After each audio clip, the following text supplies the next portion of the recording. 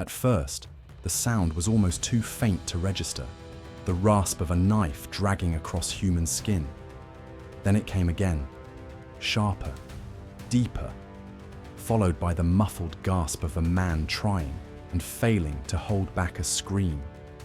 The guards pinned his arms and legs, stretching him taut like an animal about to be butchered. And in a sense, that is exactly what he was, a man being unmade, stripped of the very flesh that clothed his body. This was not execution by sword, not the swift fall of a blade that ended suffering in a heartbeat. This was flaying, an ancient punishment so grotesque that even the word itself makes the stomach tighten. To be skinned alive was to endure the longest and most intimate form of death imaginable. Every nerve, every fiber of one's being became a site of torment. And this man, Sisamnes, a royal judge of Persia, was about to suffer every second of it under the order of a king who wanted the world to watch, remember, and fear. Because this was no ordinary punishment. This was a spectacle of terror, carried out in the name of justice. The crime of a judge Herodotus, the so-called father of history, records the tale. Sisamnes was a judge under the rule of Cambyses II, the king of the mighty Achaemenid Empire, in the 5th century BCE. Judges were not merely officials, they were the lifeblood of order in a vast and sprawling realm. Men who decided disputes, interpreted the king's laws, and carried the weight of truth and fairness on their shoulders. But Sisamnes betrayed this sacred trust. He accepted a bribe, trading justice for gold. In most eras, corruption might bring disgrace, exile, or imprisonment. But in Persia, under Cambyses' paranoid and ruthless hand, it would bring something far worse. A punishment designed not only to kill the man, but to destroy his memory, his honor, and his very skin. The shadow of Cambyses. 2. To understand why this punishment was chosen, we must first look at the man who ordered it. Cambyses II, son of the legendary Cyrus the Great, inherited one of the largest empires the world had ever known. But unlike his father, remembered as a lawgiver and empire builder, Cambyses' reign was darkened by paranoia, cruelty, and excess. Herodotus paints him as a ruler prone to madness, a man who lashed out at his enemies and allies alike, who viewed power not as a duty but as a license to terrify. It was during his conquest of Egypt that Cambyses' darker nature showed itself most vividly. Tales spread of sacred animals slaughtered in rage, priests humiliated, temples desecrated. In such a climate, where fear was the currency of rule, an act of corruption by one of his judges was not a minor offense. It was a betrayal that threatened the entire facade of control Cambyses sought to maintain. And for betrayal, the punishment had to be unforgettable. A death meant to teach, the method chosen was not random. To flay a man alive was not merely to kill him, it was to transform his very body into a warning. According to Herodotus, once Sisamnes' skin had been stripped from his flesh, it was stretched and tanned, then draped over the judge's chair, the very seat from which he had once pronounced verdicts. But the horror did not stop there. Cambyses forced Sisamnes' son, Otanes, to sit upon that grisly chair as the new judge. Every time he sat in judgment, he was literally seated on the reminder of his father's corruption and on the flesh that had been torn from his father's body. The symbolism was as cruel as it was clear. Justice in Persia was to be incorruptible, even if it required terror to keep it so. The execution of Sisamnes was more than an act of punishment. It was a window into the world of Cambyses II, a ruler who believed that fear was stronger than loyalty and terror more lasting than law. To understand why a king would order a man to be skinned alive and turned into a grotesque piece of furniture, we must step into the unstable, dangerous world of Persian power politics in the 5th century BCE. Cambyses, son of a legend, shadow, of a tyrant Cambyses II, lived under the crushing shadow of his father, Cyrus the Great, the founder of the Persian Empire. Cyrus had been remembered as a ruler of vision, conqueror of Babylon, liberator of exiled peoples, a king who allowed cultures and religions to thrive under his rule. His empire was vast but stable, built not only on armies, but on a reputation of tolerance and justice. Cambyses, however, was a different breed. He inherited the throne with an empire already stretched across continents, but he lacked his father's charisma and balance. Where Cyrus had been revered, Cambyses would be feared. Ancient sources, particularly Herodotus, describe him as a man prone to violent rages, paranoia, and cruelty. His conquest of Egypt, one of the crown jewels of the empire, was marked not by glory, but by desecration. It is said he mocked Egyptian gods, desecrated their sacred animals, and humiliated priests. His behavior shocked even his own people, who began to whisper that the king had lost his mind. Whether madness or method, Cambyses understood one thing well: power must be reinforced through fear. Fear as a political weapon in ancient Persia. Rulers could not simply rely on military might. The empire stretched from Asia Minor to India, a patchwork of cultures, languages, and traditions. Holding such an expanse together required more than soldiers. It required an aura of absolute authority. Kings were expected to be divine arbiters of justice, chosen by Ahura Mazda, the supreme god of Zoroastrian belief. A corrupt judge, then, was more than a man taking bribes. He represented a fracture in the very foundation of imperial authority. If judges could be bought, then the king's justice could be mocked. And if the king's justice could be mocked, the king himself could be defied. Cambyses' solution was to take one man's corruption and turn it into a public theater of suffering. Sisamnes' death was not about one bribe. It was about telling every official, every noble, every commoner, defy the king's order, betray his trust, and your fate will be worse than death. Ritualized cruelty as control flame was not chosen by accident. This was an ancient punishment that transformed the body into a message. In Assyria, centuries earlier, kings had flayed rebels and nailed their skins to city gates. The message was clear: the state does not forget, and the punishment will outlive you. Cambyses adopted this same logic. By draping Sisamnes' skin over the judge's chair, he turned the courtroom itself into a shrine of terror.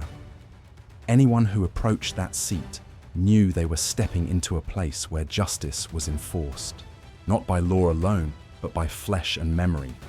And then came the final cruelty, forcing Otanes, Sisamnes' son, to take his father's place. Imagine the psychological weight of that moment. Every ruling, every verdict he gave was passed while sitting on the preserved remains of his father. It was justice bound by trauma, a dynasty of fear carved into a single family. Early cracks. In an empire of terror, yet such brutality came at a price. While fear could silence dissent, it also bred resentment. Cambyses' reputation began to shift from king to tyrant, from ruler to madman. Stories of his cruelty spread not only among Persians, but across conquered lands. Egyptians whispered of the time he stabbed the sacred Apis bull in a fit of rage, a crime so shocking that even his own court gasped in horror. Persians murmured about his merciless punishments, his paranoia, and his violent temper. The more he relied on fear, the more he alienated those around him.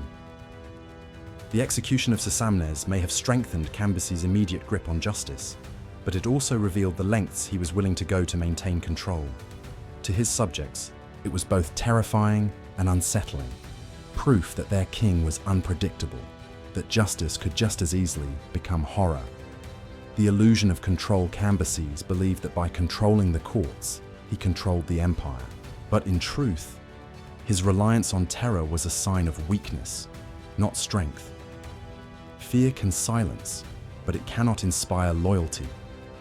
Cruelty can crush, but it cannot build trust. Sisamnes' flaying was meant to be a symbol of incorruptible justice. Instead, it became a symbol of tyranny. The empire had gained one less corrupt judge, but it had also gained one more tyrant king whose methods sowed fear and unrest.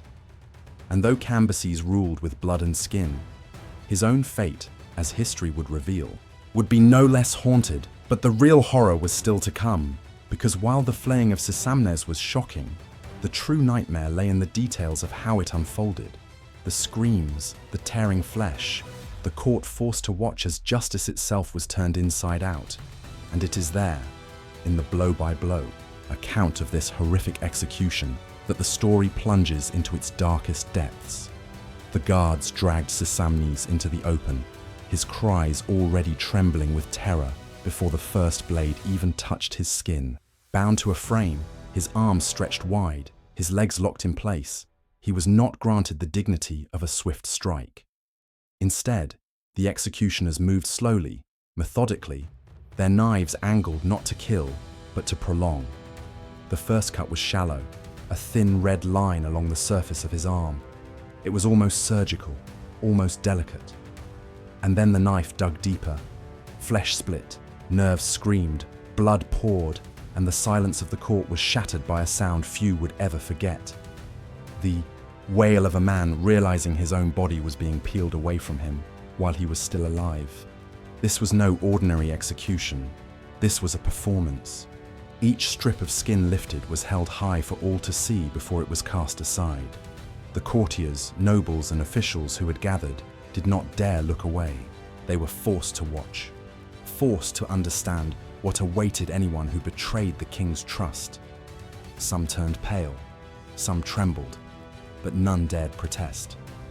Their eyes darted not only to the writhing body, but to Cambyses himself, seated in cold authority, his expression unreadable. To him, this was justice, merciless, unflinching, and unforgettable. Sisamnes screamed until his voice cracked, until it became a hoarse rasp of agony, and still the blades worked. His chest heaved, his eyes bulged, his body convulsed against the restraints. He did not die quickly. The human body clings to life with a cruelty all its own, and every moment of survival became another moment of torment. His skin was pulled from his arms, his legs, his torso, until what remained was less a man and more a raw, shaking form of muscle and sinew. His humanity had been stripped along with his flesh, and yet he was still breathing, still aware, still enduring. The court held its breath. This was not only punishment for one man's corruption, it was theatre for the empire. The whispers of bribes, the doubts about the fairness of Persian law, the temptation to betray justice, all of it was drowned beneath the sight of Sisamnes unraveling before their eyes. Every cut reinforced a single truth. The king's justice was not abstract. It was written in blood. When at last his body gave out, when the final shudders of life drained from him, the ritual was not finished. The executioners gathered the pieces of his skin, stretching and preparing them as though they were leather for a craftsman's work. But the work was no ordinary craft. His flesh was transformed into the covering of the very chair from which he had once judged others. The seat of justice itself became a grotesque reliquary of his crime, a symbol so visceral that no one could mistake its meaning. It was not parchment, not stone, but human flesh that reminded Persia of what corruption cost. And then came the cruelest stroke of all. Sisamnes's son, Otanes, was summoned. He was forced to sit upon the chair, his father's remains beneath him, and to take up the same position of authority that had led to his father's downfall. Every time he sat, every ruling he pronounced, he did so knowing that his father's skin lined the seat, that justice in Persia had been made literally out of human suffering. It was not simply a reminder, it was a daily torment, a psychological shackle binding him to his father's fate. The courtiers whispered that the sight of Otanes upon that chair was more frightening than the execution itself. The past and the present fused in one grotesque symbol. The law was inseparable from death, the throne inseparable from flesh. No one could forget what they had seen. No one could pretend that corruption was a small crime. The image of Sisamnes, flayed alive, haunted the court long after his body was gone. His punishment became legend, a cautionary tale told and retold by chroniclers who understood that sometimes the cruelty of rulers carved itself deeper into memory than any victory in war. And yet, behind the terror, behind the calculated cruelty, there was also unease. For in punishing one man so brutally, Cambyses revealed his own darkness. This was not only about justice, it was about domination, about bending the will of his subjects through fear. Sisamnes' skin became the empire's law, but also its shame. The punishment did not elevate justice, it corrupted it, staining the very act it sought to defend. Would the people obey out of respect or out of horror? Cambyses had made his choice, but history would not let him hide from the consequences of ruling through fear. The whispers began even before the blood had dried. In the marble corridors of Cambyses' palace, where courtiers bowed with painted smiles and servants kept their eyes fixed to the ground, the story of Sisamnes' execution spread like smoke. It was retold in hushed tones, in trembling voices, each repetition more unsettling than the last. Some spoke of the screams that echoed long into the night, others of the grotesque chair that now stood in the hall of judgment. But beneath every whisper lay the same fear. If a royal judge could be flayed alive and turned into a piece of furniture, then no man in Persia was truly safe. The Persian court was a place of masks, alliances sealed by handshakes, betrayals cloaked in loyalty, truth hidden beneath the weight of ritual. For centuries, kings had ruled by balancing favor with fear, but Cambyses had tilted that balance dangerously. His father, Cyrus, had built his empire on respect and tolerance. Cambyses now sought to rule by terror alone. To some, it was proof of strength. To others, it was evidence of a ruler spiraling into paranoia. Behind closed doors, noble families murmured about what this meant. If judges could not be trusted, then the very system of law was poisoned. And if the king himself chose punishments not to cleanse but to humiliate, then perhaps the rot began at the top. Some officials swore to themselves that they would never take a bribe, never risk such a fate. Others, more cynical, wondered if any act of loyalty could truly protect them from a ruler who seemed to punish not just crimes, but shadows of crimes, whispers of defiance, or simple missteps in his presence. Religious voices added another layer of tension. Zoroastrian priests, guardians of the empire's sacred fire, had long taught that truth was the highest virtue, that lying and corruption were sins that fed the forces of chaos. In theory, Sisamnes' death could be seen as a holy act, a cleansing of falsehood from the body of the empire. But even among priests, there was unease. Flaying was an Assyrian punishment, a practice of brutal kings from centuries before. To bring it into the Persian court was to resurrect a cruelty associated with tyrants, not with enlightened rulers. Cambyses might have called it justice, but to many it looked like sacrilege, a perversion of divine law dressed up as righteousness. Within the inner circle of the court, ambition twisted around fear like vines strangling a tree. Some men saw opportunity in Cambyses' brutality. If the king ruled by terror, then those closest to him, those who carried out his punishments, could rise quickly. They became his instruments, his hounds, whispering names into his ear, feeding his paranoia, ensuring that the next victim was anyone but themselves. To them, Sisamnes was not just a warning. It was a reminder that survival depended on constant obedience and ruthless calculation. But others, generals, administrators, even members of the royal family, looked on in dread. Cambyses' cruelty, they realized, was alienating the very people who were supposed to secure his rule. The Egyptians, already resentful of his sacrilege in their temples, saw in the flaying a proof of his savagery. The Persians, proud of their traditions, felt the sting of shame, and the nobles, watching each other's faces as the judge screamed and writhed, wondered who might be next. The scandal of Sisamnes' death did not remain within palace walls. Rumors trickled into the bazaars, into the taverns, into the homes of merchants and laborers.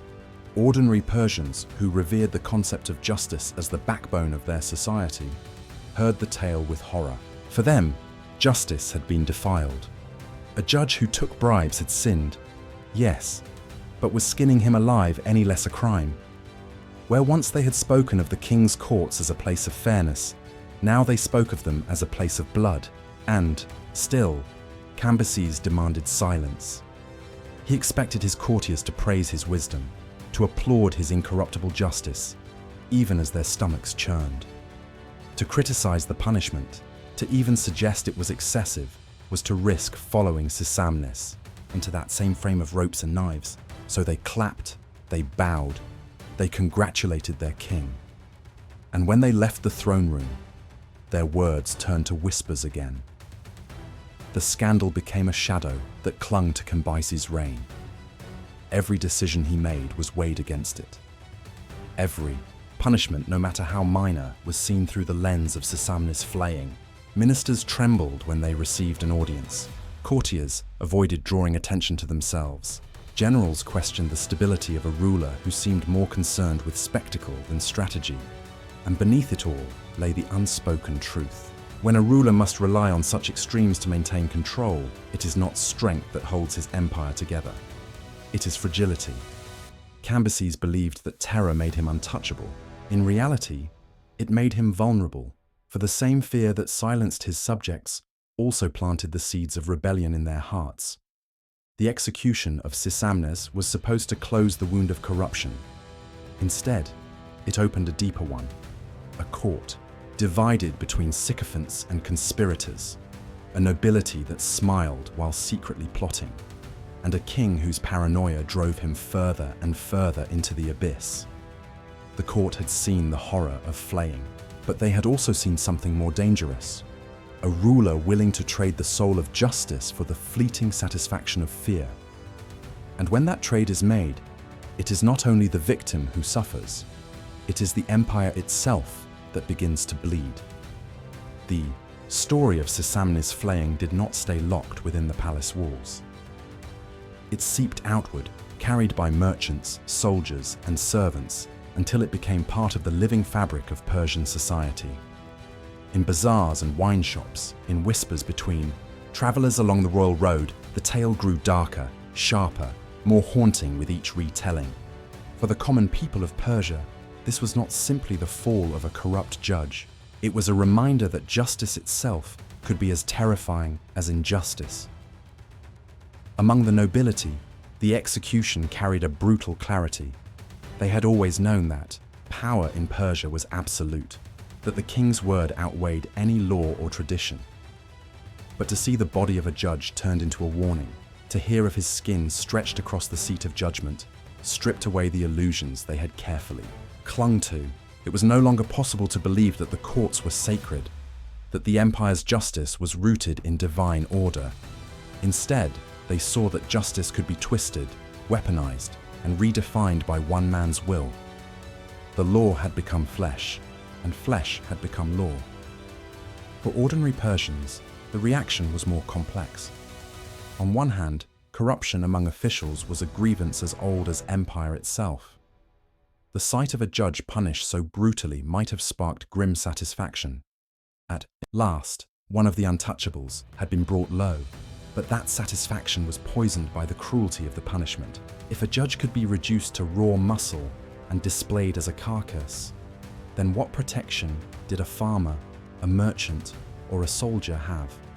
Fear trickled down into the lives of commoners, who began to see the courts not as protectors of truth, but as theaters of terror. Religious interpretation made the event even more unsettling. Zoroastrian doctrine held truth, Asher, as the cornerstone of existence, and falsehood, Druj, as the force of chaos that corrupted the world. To punish a liar or a corrupt judge aligned, in theory, with divine justice. But to flay a man alive was to desecrate the body, which Zoroastrians regarded as a vessel to be treated with dignity even in death. Priests, caught between upholding the king's authority and their own moral teachings, walked a dangerous line. Some spoke of Sisamnes's punishment as righteous cleansing, a violent but necessary act to protect the empire from corruption. Others whispered, in tones too low to be overheard, that Cambyses had crossed a boundary, that in punishing one form of corruption, he had committed another. The psychological weight of the act extended even further. In families across the empire, fathers used the story to warn their sons against dishonesty. Judges and officials sat in their chambers with the phantom image of Sisamnes before them, their decisions haunted by the chair of skin. Fear became not just a political tool, but a cultural inheritance, woven into the moral fabric of Persian society. The lesson was simple and unforgettable. The king's justice was not abstract. It was physical, bloody, and merciless. And yet, not all took the lesson as intended. While Cambyses sought to instill obedience, many instead felt unease, resentment that their king ruled not by wisdom, but by terror.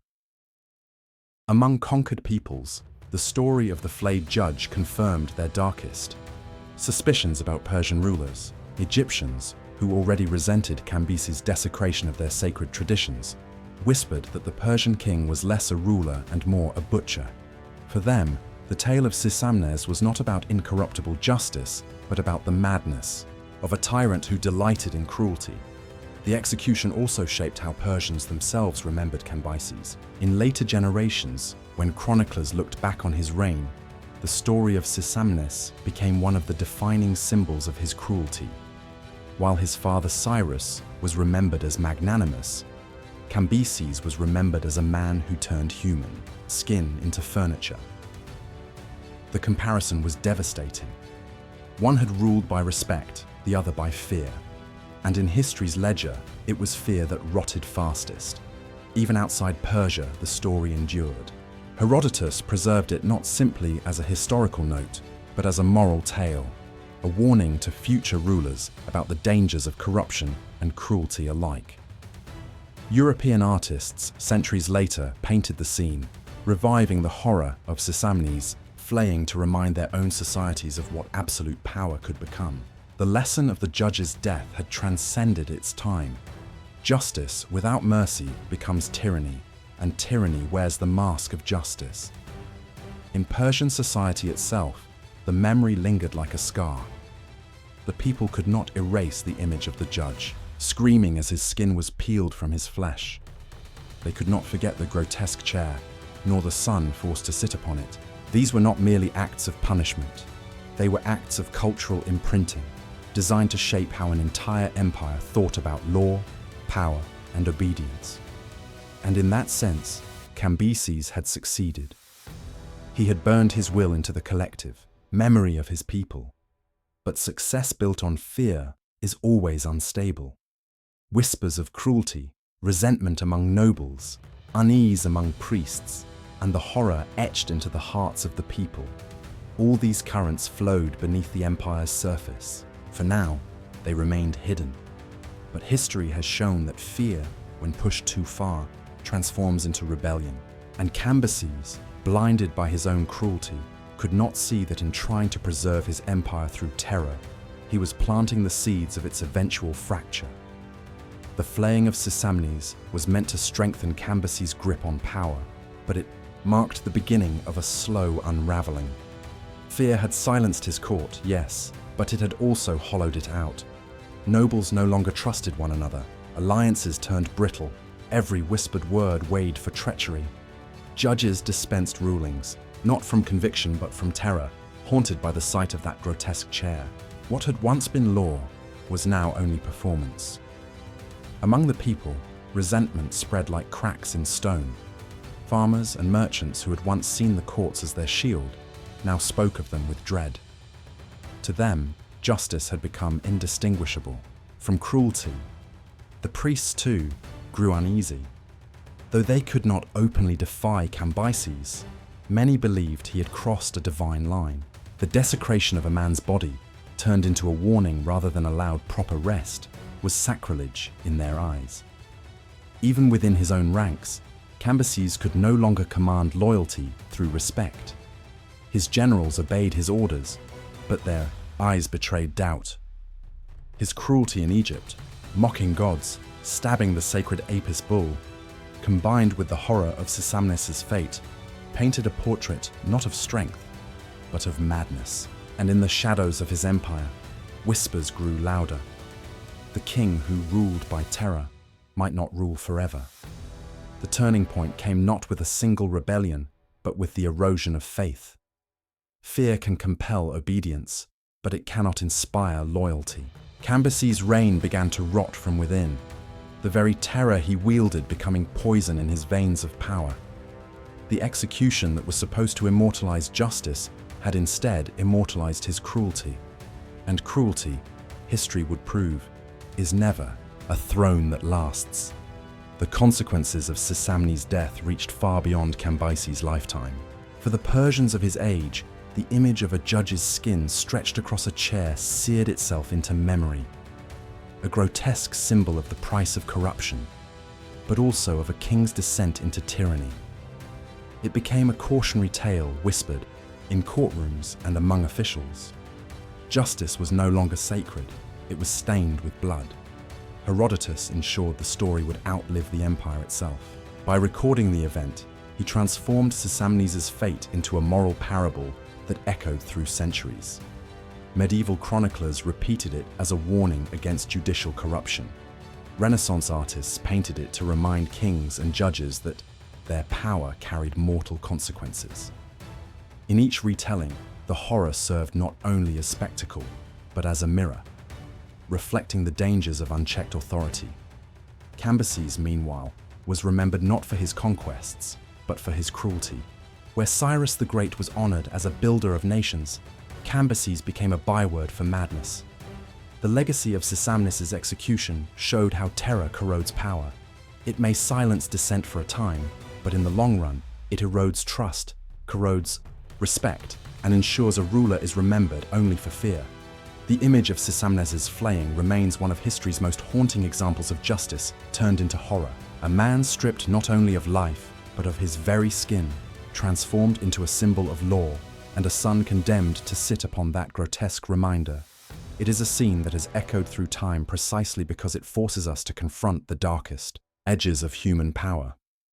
But beyond its ancient setting, the story carries a modern relevance. Across history and into our own age, rulers and regimes have used fear to control, terror to enforce obedience. Whether through public executions, show trials, or brutal displays of authority, the lesson is the same. When justice is warped into cruelty, it ceases to be justice at all. Cambyses believed he had secured incorruptibility through terror, but in truth, he secured only infamy. Herodotus' account leaves us with unanswered questions. Was every detail true, or did later generations sharpen the horror into legend? Either way, the fact it was remembered at all speaks volumes. It forces us to ask, how many other brutal lessons, erased from stone and parchment, still lie hidden in history? And what horrors are yet to be uncovered?